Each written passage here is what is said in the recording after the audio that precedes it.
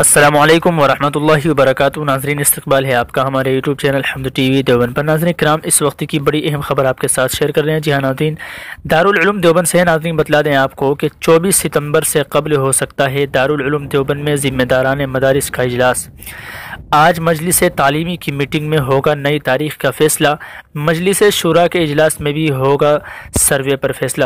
جی ہاں ناظرین، دارالعلوم دیوبند کا لیٹر پیڈ پر ایک ضروری اعلان آیا ہے۔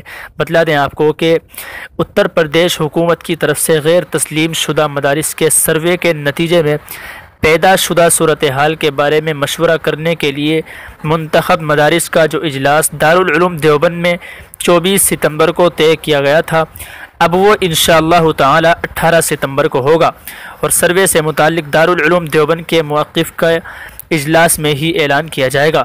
محتمم دارالعلوم دیوبند۔ ناظرین کرام، یہ دارالعلوم دیوبند کی طرف سے خبر موصول ہوئی ہے۔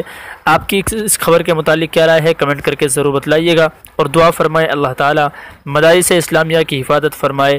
السلام علیکم ورحمۃ اللہ وبرکاتہ۔